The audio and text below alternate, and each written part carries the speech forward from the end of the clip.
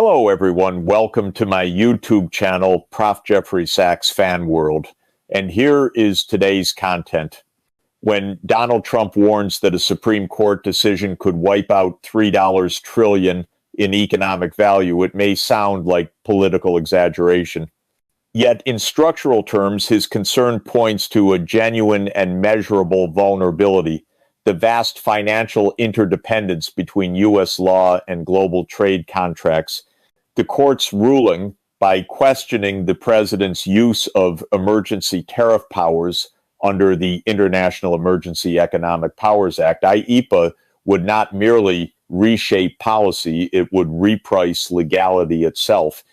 For decades, American presidents have used IEEPA as a broad legal instrument, allowing them to impose tariffs and sanctions in response to perceived threats to national security. Billions in duties and import fees have been collected under this authority, supporting both Treasury revenues and domestic production incentives.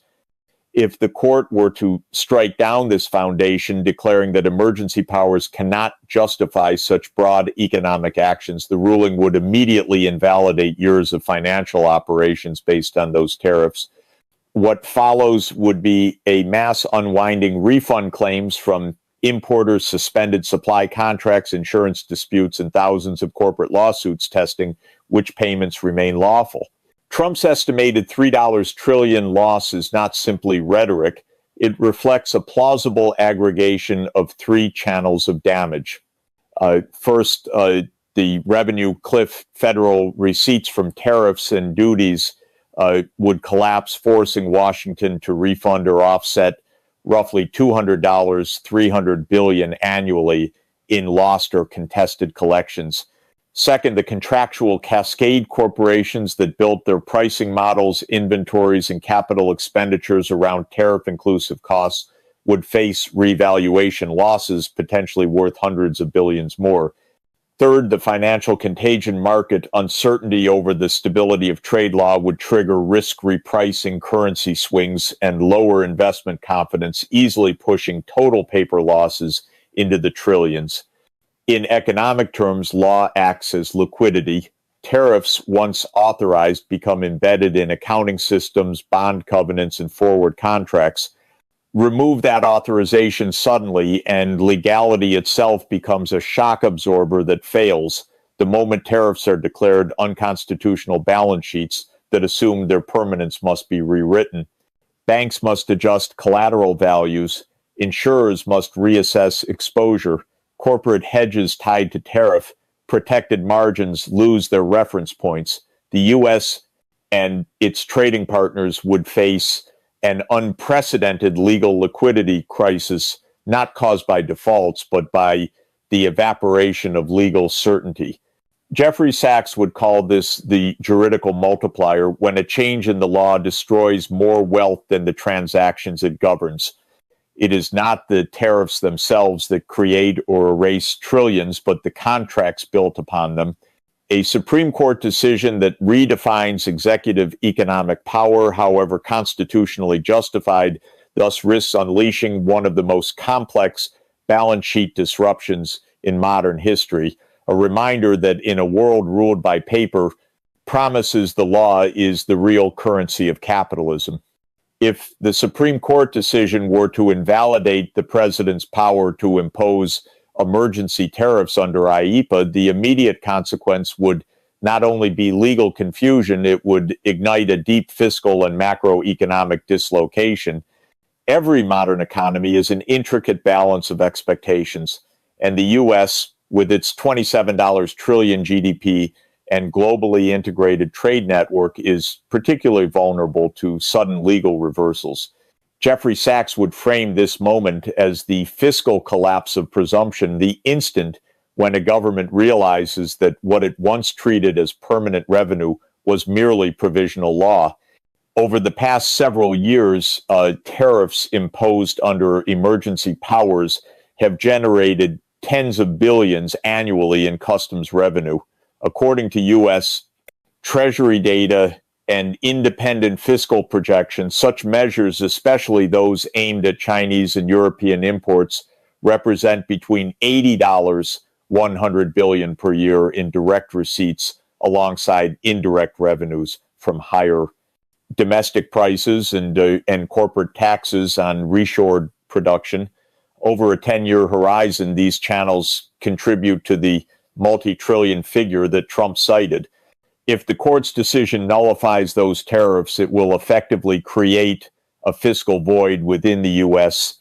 budget, an unplanned revenue shortfall comparable to a sudden permanent tax cut. The deficit implications are profound. The Treasury would need to refund some of the collected tariffs to importers, potentially triggering a liquidity squeeze. Even if refunds were phased or partially withheld, importers would sue, freezing assets and clogging the courts.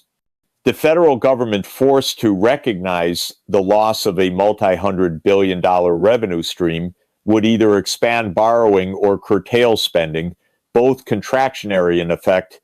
Sachs would note that such shocks operate like negative fiscal multipliers.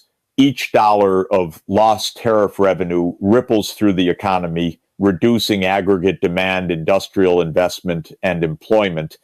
The macroeconomic transmission extends beyond fiscal arithmetic. Tariffs, controversial as they are, serve as partial insulation for domestic industries. The legal invalidation of these measures could immediately flood the U.S. market with cheaper imports, compressing domestic margins and leading to layoffs in manufacturing, steel, autos, and energy-linked sectors. While consumers might see a short-term drop in prices, the volatility of adjustment plan closures, job relocations, and revaluation of inventories would erode overall confidence. Sachs would call this price disinflation at the cost of industrial deflation, lower prices but weaker capacity. Meanwhile, financial markets would process the ruling as a destabilizing policy signal. Investors, long accustomed to executive agility in managing global shocks through tariffs, sanctions, or trade interventions, would suddenly confront the realization that these tools are constitutionally fragile. Treasury yields could rise as deficits widen and credibility erodes. The dollar, ironically strengthened by global risk aversion, would make U.S. exports less competitive, compounding the industrial shock. Globally, the reaction would be equally severe. Trading partners, particularly those whose trade surpluses were restrained by tariffs, would rush to exploit the new legal vacuum. China, Mexico, and the EU would accelerate exports into the U.S. market. A supply chain still reconfiguring after the pandemic would be thrown back into turbulence. Commodities would oscillate as demand patterns shifted, oil down on recession fears, gold up on uncertainty. Sachs would describe this as a macroeconomic whiplash, a sequence of adjustments so fast that the system cannot find equilibrium before the next shock arrives. In the broader political economy, the loss of $3 trillion in cumulative value represents more than accounting. It marks the erosion of the U.S. government's credibility as a predictable economic actor.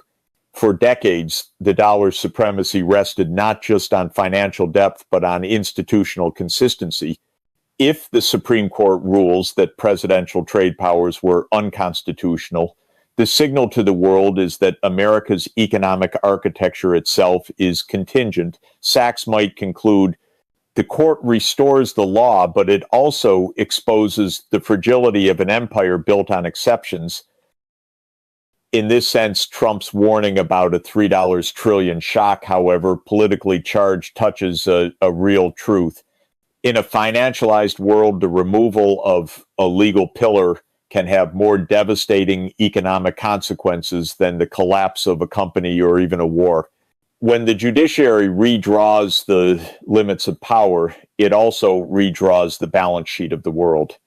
Beyond the fiscal shock lies a subtler and potentially longer-lasting impact, the corporate and industrial reorganization that follows the sudden erasure of a legal framework over the past decade. Corporations have built vast logistical architectures around tariff regimes, structuring supply chain sourcing strategies and investment plans on the presumption that tariffs were not temporary politics, but semi-permanent policy, infrastructure. If the Supreme Court were to strike down those tariffs, the consequences would not be confined to Washington's balance sheets. They would ripple through warehouses, ports, and boardrooms, rewriting the cost logic of entire industries. Jeffrey Sachs would describe this as the collapse of path dependency economics. Once a system adapts to a rule, the rule becomes part of the system. Tariffs have become embedded in pricing models, contract durations, and long-term capital planning. Automakers, electronics firms, and steel producers calibrated entire operations to tariff-adjusted margins. They hedged against volatility using financial derivatives tied to those tariffs. Their suppliers restructured production in Mexico, Vietnam, and Eastern Europe to navigate between tariff schedules. A sudden judicial invalidation doesn't simply remove a policy, it destroys the predictive environment that sustains business continuity. Take the example of manufacturing relocation. Many U.S. firms shifted production from China to domestic facilities or to nearby allies, betting that tariffs would persist for at least a decade. They incurred heavy fixed costs, land acquisition, automation, retraining, and compliance with local environmental and labor laws. If tariffs vanish overnight, these investments lose competitiveness. Imported goods, now cheaper, again could undercut domestic output by 15-25%. The result would be industrial whiplash, a wave of layoffs, halted projects, and impairment charges as companies reassess where efficiency lies in a post-tariff world. In the language of Sachs, profit is the reward for stability. Remove the law and risk becomes the only commodity left.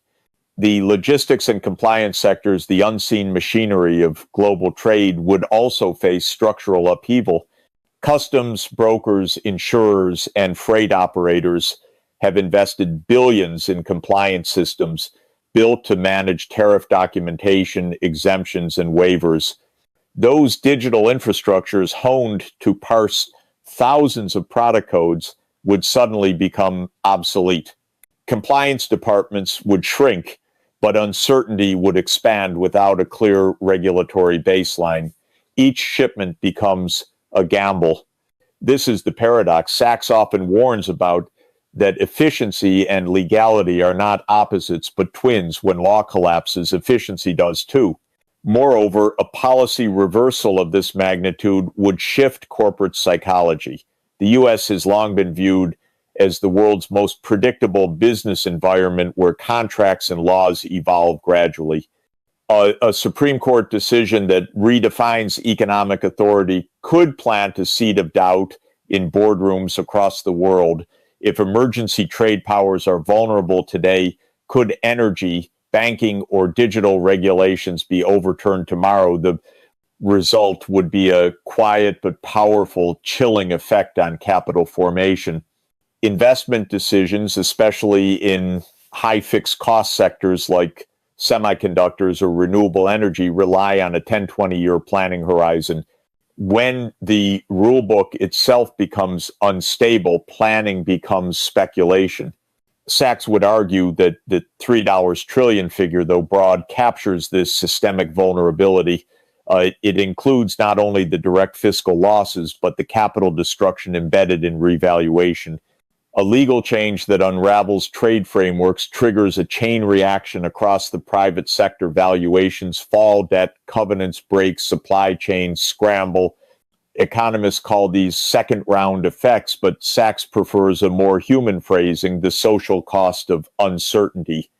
In his view, the crisis would not stem from the tariffs removal, but from the shock of unpredictability. Markets can price higher costs, they cannot price chaos. The very promise of capitalism, that investment yields stability through law, would be tested. Trump's warning then becomes not a partisan prophecy, but a statement about the fragility of a system that mistakes legal permanence for political convenience. When courts undo what politics builds, the invisible scaffolding of trust collapses, and with it, trillions in corporate value built on the faith that the rules of yesterday would still apply tomorrow. In a world as interlinked as ours, the United States cannot make a domestic legal decision without triggering global reverberations. The Supreme Court's hypothetical invalidation of the president's tariff powers would not merely redraw the map of U.S. law, it would recalibrate the world economy. For decades, the global trading order has been anchored on the predictability of American policy. The dollar, the treasury market, and U.S. trade law have functioned as the gravitational center of globalization. If that center shifts, suddenly the shock radiates through every dependent orbit, China's export machinery, Europe's industrial core, and the fragile balance sheets of emerging markets. Jeffrey Sachs would describe this phenomenon as the recoil of interdependence. The very system that made America powerful, its ability to shape the global marketplace through law, becomes a channel for transmitting instability back into itself. When the U.S. changes its legal structure abruptly, global trade partners must reprice risk, renegotiate contracts, and rebuild hedging models. Every foreign government that designed its industrial or fiscal policy around American tariffs will now confront a new equation. China, which reoriented production and domestic subsidies to offset U.S. trade barriers, would see its exports surge, again benefiting in the short term, but at the cost of renewed geopolitical friction. Europe, already burdened by inflation and energy volatility, would face a flood of cheap imports that undercut its own industries. The financial contagion could spread faster than the trade shock. The dollar's status as the world's reserve currency depends not only on economic might, but on legal consistency. When the Supreme Court rewrites the scope of executive trade authority, it sends a message that the U.S. policy framework is subject to abrupt, unpredictable change. Investors across Asia and the Gulf, already diversifying reserves into gold, yuan, and commodities, would accelerate their shift away from dollar-denominated assets. Treasury yields might rise. Foreign demand for U.S. debt could weaken. What began as a constitutional correction could morph into a crisis of confidence in the institutional reliability that sustains global finance. Meanwhile, trade alliances would begin to fracture along new lines. Nations dependent on American protection or market access would hedge their exposure by joining regional blocs, expanding trade with China, or seeking legal insulation through local currency settlement systems. This is how Sachs's concept of System B gains momentum, a secondary architecture of trade and finance that exists to bypass Western legal risk. Ironically, the Supreme Court's intent to restore constitutional limits could accelerate the de-Westernization of the global economy by undermining trust in the stability of U.S. law as a public good. Commodity markets would amplify the disruption. Energy prices, metals, and agricultural goods, already volatile from climate shocks and geopolitical tensions, would swing wildly as supply and demand chains recalibrate. Emerging economies dependent on stable U.S. demand would see their export earnings collapse, forcing currency devaluations and sovereign debt strains. Sachs would call this the feedback loop of fragility, a single legal event in Washington triggering macroeconomic distress in Lagos, Jakarta, or Buenos Aires. But perhaps the most profound consequence would be the erosion of normative leadership. For decades, the United States presented its trade architecture as a model of rules-based governance. The Supreme Court's decision, while constitutionally legitimate, could be interpreted abroad as proof that American commitments are contingent, that a contract with Washington is a contract with its politics, not its people. In the moral economy, Sachs envisions this loss of trust is the most damaging cost of all. When the law of the powerful becomes unstable, Sachs might write, the powerless lose, not just partners, but hope. Thus, Trump's warning of a $3 trillion shock is not merely an economic projection, it is a symbol of systemic fragility. The ruling would expose a world where law has become leverage and where the collapse of one legal pillar in Washington can unravel value chains from Moscow to Mumbai. Sachs would argue that in this new era of interdependence, the true risk is not protectionism or free trade, but the absence of predictability, the realization that globalization itself now depends on the constitutionality of a single nation's domestic politics. At its deepest level, the Supreme Court's decision would be more than a legal correction. It would be a moment of philosophical reckoning for the American system itself. Can a nation restore constitutional discipline without destabilizing the very economy that it governs? Can the rule of law be reasserted without unraveling the complex web of global interdependence built upon it? These are not simply legal questions. They are questions of civilization. Jeffrey Sachs would call this the moral horizon of legality, the point at which governance must reconcile principle with consequence, and where the restoration of justice must not come at the expense of stability. If the court limits the executive's power to impose tariffs under IEEPA, the move would affirm a vital constitutional boundary that economic war cannot be waged indefinitely by decree. Yet Sachs would remind us that the moral strength of law lies in its proportionality, not its rigidity. Law that corrects excess but ignores consequence becomes another form of extremism.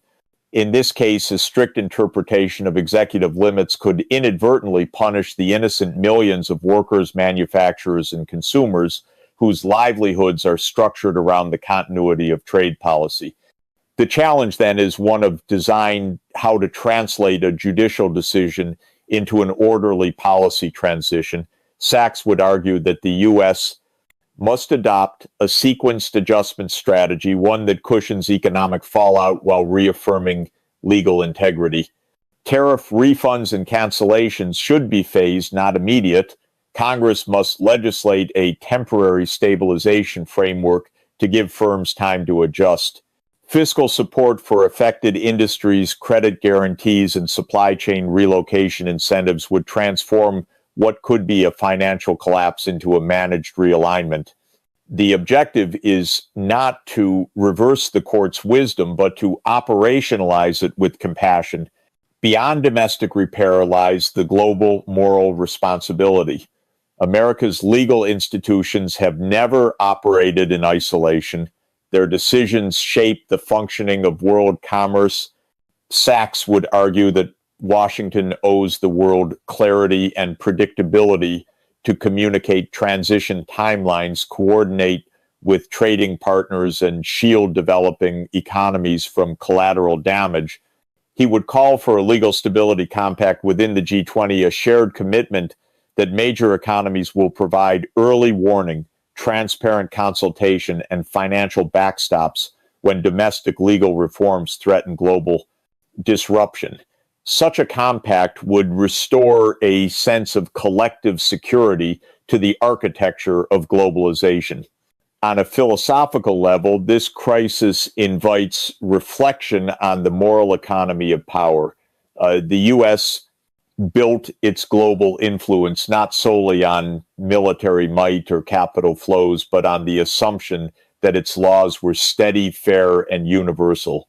If that assumption fractures, the moral foundation of the Western-led order weakens. Sachs would warn that the world cannot survive on the efficiency of markets alone. It requires the trust of systems, the quiet faith that contracts and rules endure beyond the politics of the moment. A lawful world without mercy, Sachs might write, is as dangerous as a merciful world without law. In this view, the Supreme Court's decision could serve as both a warning and a catalyst.